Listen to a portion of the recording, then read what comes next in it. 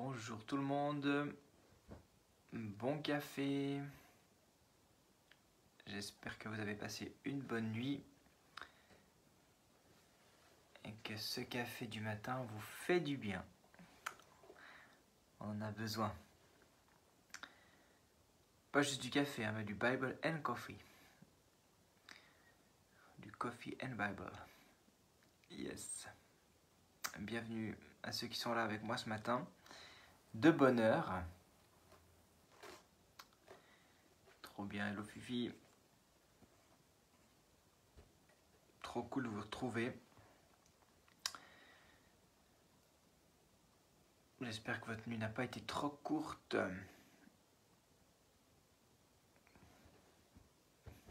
Yes. Trop bien, je vous vois arriver, ça fait plaisir de voir ce petit moment ensemble. Moi j'ai réveillé toute la maison je crois parce que juste en prenant ma douche, malheureusement ça fait un peu de bruit. Donc s'il y a un enfant qui débarque, ne vous inquiétez pas. Cool, alors écoutez, ce matin on va prendre encore un texte ensemble, donc on parle du jeûne cette semaine.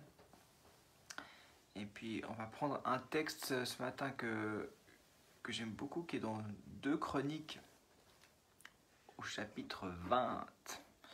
Alors moi je vais juste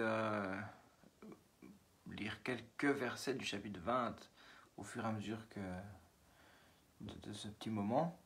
Mais peut-être que si vous avez le temps de relire une fois le chapitre 20 aujourd'hui, dans votre journée, ça peut être pas mal.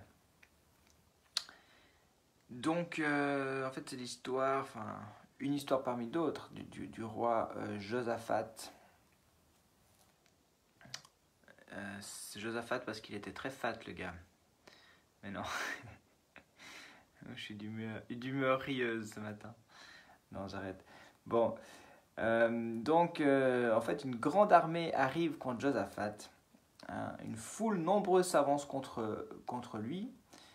C'est dit au verset 2, on vient lui annoncer ça. Et puis Josaphat, qu'est-ce qu'il fait? Il dit, il prit peur, hein, il a quand même une crainte qui est là. Des fois on dit, mais non, il ne faut pas avoir peur. Ben oui, il y a une crainte, il y a une peur, c'est une réaction, on va dire normale dans cette situation-là. Mais même si c'est une réaction peut-être humaine, il va prendre une première arme spirituelle. On a parlé de l'importance des armes spirituelles. Alors la première arme qu'il prend, c'est justement le jeûne. Donc il proclama un jeûne pour tout Juda. Donc je vous rappelle que Juda, c'est le royaume du sud d'Israël, vu qu'il y a eu un schisme, une séparation, royaume du nord, royaume du sud. Donc Josaphat est le roi sur le royaume du sud, qu'on appelait Juda. Et puis, donc, verset 4, les Judéens se rassemblèrent pour supplier l'Éternel. C'est même de toutes les villes de Juda que l'on vint pour chercher l'Éternel. Donc, de nouveau, on est vraiment dans cette dimension de chercher l'Éternel, de rechercher l'Éternel. Je vous ai dit déjà dimanche l'importance de rechercher Dieu. Donc, c'est comme ça qu'ils vont le vivre. Il va proclamer ce jeûne et chacun vient des villes différentes pour vivre ce temps-là. Et puis Josaphat, il va bien sûr prier, ils vont prier, c'est peut-être la deuxième arme qu'on peut voir dans ce texte. Il y a une prière collective dans l'unité. Il va dire quelque chose de magnifique, de vraiment très très fort. Au verset 12, il va dire « En effet, nous sommes sans force devant cette foule nombreuse qui vient nous attaquer, et nous ne savons que faire. Mais nos yeux sont sur toi, ou nos yeux sont tournés vers toi. » Verset 13, tous les Judéens se tenaient debout devant l'Éternel, y compris leurs jeunes enfants, leurs femmes et leurs fils. Alors cette parole-là du verset 12, pour moi, elle est capitale, elle est centrale. On ne sait pas quoi faire, mais nos yeux sont tournés vers toi. Nos yeux sont sur toi. Et j'aime à quelque part l'honnêteté même de ce roi-là qui accepte de ne pas savoir. Il n'a pas de solution si ce n'est de se tourner vers Dieu, de le rechercher. Et ça, c'est vraiment puissant en fait quand on a cette humilité de se tourner vers Jésus, de ne pas chercher nos propres solutions, nos solutions humaines, j'y reviens, mais de chercher Dieu, de se tourner, de fixer nos regards vers lui. Donc voilà, face à tout ce qu'on vit, moi je dirais aujourd'hui on ne sait pas quoi faire. Moi je ne sais pas quoi faire face à ce coronavirus qui nous embête là. Voilà, moi j'ai pas de solution. Mais tout ce que je peux dire, c'est on peut se mettre ensemble, on peut s'unir dans le jeûne, on peut s'unir dans la prière. Et puis dire, ok, je ne sais pas quoi faire, mais on se tourne vers l'Éternel, on se tourne vers Jésus. On regarde à lui. Lui, il n'est pas pris au dépourvu. Lui, il n'est pas étonné par ce qui se passe. Il est maître des circonstances. Donc, on peut se tourner vers lui. Et peut-être que là, je parle du coronavirus, mais dans nos propres vies, il y a des situations où on ne sait pas quoi faire. On est comme un peu perdu. Puis même, aussi pour moi aussi en tant que pasteur, des fois, c'est le plus frustrant, en fait. C'est de ne pas savoir. On aimerait tellement, des fois, pouvoir faire plus. On aimerait tellement aider. Mais dans nos propres vies, il y a aussi des situations où on est un peu perdu comme ça. On n'a pas de solution. Mais notre solution à nous, notre arme spirituelle, c'est de se tourner vers lui. Et puis, qu'est-ce qui va se passer alors que Josaphat a terminé cette prière? Eh bien, au verset 15, on voit que il y a un gars qui a un nom assez compliqué, Jacaziel, on va le dire comme ça. Il va dire une parole prophétique en fait, donc il a une parole de Dieu. Il dit « Soyez attentifs vous tous, Judéens et habitants de Jérusalem, et toi, roi Josaphat. Voici ce que vous dit l'Éternel, n'ayez pas peur et ne vous laissez pas effrayer devant cette foule nombreuse, car ce ne sera pas vous qui combattrez, ce sera Dieu. » Et puis verset 17, il continue, il dit « Vous n'aurez pas à mener ce combat. Prenez position, intéressant, prenez position, tenez-vous là, et vous verrez la délivrance que l'Éternel vous accordera. Juda et Jérusalem, n'ayez pas peur et ne vous laissez pas effrayer. Demain, sortez à leur rencontre et l'Éternel sera avec vous. » Donc alors qu'il y a eu ce jeûne, il y a eu cette prière, donc ces deux armes, cette prière dans l'unité, voilà une troisième arme finalement, c'est cette réponse de l'Éternel qui vient par la bouche d'un prophète, voilà, qu'on ne connaît pas avant, on ne connaît pas après, mais Dieu va parler. Donc il y a des dons spirituels, et puis ça ne vient pas du roi, hein, il a utilisé quelqu'un d'autre pour parler à l'assemblée. Donc là aussi, le troisième arme, c'est ces dons spirituels. Dieu parle et il utilise chacun. Donc il y a cette parole très forte, n'ayez pas peur, ne soyez pas effrayés, je combats pour vous. Hein, vous ne serez même pas à combattre, c'est moi qui combats pour vous. Donc ça, c'est l'incroyable de Dieu, c'est le surnaturel qui prend place ici. Alors qu'on utilise des armes surnaturelles, on voit le surnaturel de Dieu se manifester dans le naturel. Et puis donc c'est ce qu'ils vont faire. Donc ils vont se tenir là, ils vont avancer, mais ils n'auront rien à faire vraiment, ils n'auront pas à combattre donc. Et puis il y a une quatrième, on va lire depuis juste le verset 20, où il est dit ceci. Le lendemain donc, ils se levèrent tôt, et comme vous, hein, ils se levèrent tôt, et ils partirent pour le désert de Tekoa.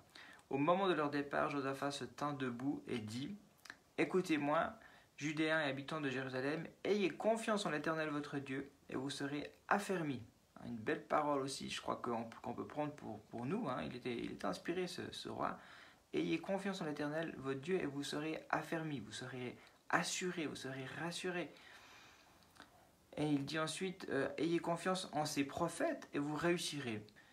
Puis, en accord avec le peuple, il désigna des musiciens qui, couverts d'ornements sacrés, célébraient l'Éternel tout en marchant devant l'armée et disaient, louez l'Éternel, oui, sa bonté dure éternellement. Donc la quatrième arme ici, c'est l'adoration, c'est la louange. Donc ils ont jeûné ensemble, ils ont prié dans l'unité. Il y a eu une parole prophétique, donc les dons spirituels ont été manifestés. Et puis ensuite, ils ont loué, ils ont adoré ensemble. Et effectivement, donc ils n'auront pas à combattre, ils vont arriver en fait, ils vont surplomber le lieu où devait avoir le combat. Et puis en fait, les deux armées se seront battues entre elles. Donc les Moabites et les Ammonites, ils vont se combattre entre eux. Ils vont arriver là, puis voilà, il n'y aura déjà plus rien. Il y aura, bien sûr, c'est l'Ancien Testament, c'est des guerres, hein, c'était des combats, donc il y avait des morts. Mais c'est ça qu'ils vont constater. Voilà pour ce matin. Donc plusieurs armes spirituelles, mais le jeûne qui prend place pour chercher l'Éternel. Donc ce Josaphat qui a peur face à ce qui vient, mais il ne se laisse pas déstabiliser, il cherche l'Éternel, il cherche sa face, avec cette parole forte qu'on peut garder pour nous aujourd'hui. Je ne sais pas quoi faire, je ne sais que faire face à tout ce qui peut m'envahir, toute la situation qui est là. Mais je me tourne vers toi. Alors, je vous encourage ce matin pour ce que vous avez à vivre dans cette journée. Voilà, parfois il y a des journées qui sont un peu comme ça, on est aussi un peu envahi, oppressé, il y a beaucoup. Ou bien une situation qui perdure et puis vous n'avez pas de solution humaine. Mais on ne veut pas des solutions humaines. Tournez-vous vers Jésus, cherchons ensemble ce que Dieu lui a à dire. On prie ensemble. Père, merci encore pour ce petit temps ce matin avec mes amis là qui sont à distance. Merci parce que c'est toi qui parles. Tu donnes des armes spirituelles. Tu es efficace dans ces combats que nous vivons, où nous sommes perdus, nous n'avons pas de solution. Ça nous déstabilise parfois, même peut-être tout ce contexte nous déstabilise aujourd'hui. Mais Seigneur, on veut dire vraiment comme Josaphat, on ne sait pas quoi faire, mais on se tourne vers toi. Nos yeux sont sur toi. C'est toi qui agis. Et on veut continuer à prier, on veut même se rassembler, même si on ne peut pas le faire physiquement, mais en esprit, Seigneur, pour jeûner, pour prier, pour louer ensemble. Seigneur, merci pour les dons aussi spirituels que tu donnes à l'Église pour édifier ton peuple. Et on prie aussi que nous puissions écouter ce que tu as à dire au travers des uns et des autres. Dans le nom de Jésus. Merci de bénir chacun ce matin, donner une journée où encore on va pouvoir te rencontrer, mais on pourra aussi voir tes clins d'œil, voir peut-être des rendez-vous qui sont prévus d'avance, que nous puissions aussi être renouvelés dans notre intelligence pour être sel et lumière, pour avoir tes paroles dans notre bouche. Que ton nom soit béni dans le nom de Jésus. Amen. Amen, amen. Yes, alors je vous souhaite une très bonne journée, une bonne continuation, un bon café. Et puis pour tous les parents, courage, ils vont se réveiller dans quelques minutes si ce n'est pas déjà fait. Et pour les parents d'ados, ils sont peut-être déjà réveillés. Alors, soyez forts et courageux. Yes. Ciao tout le monde, bye bye. À demain.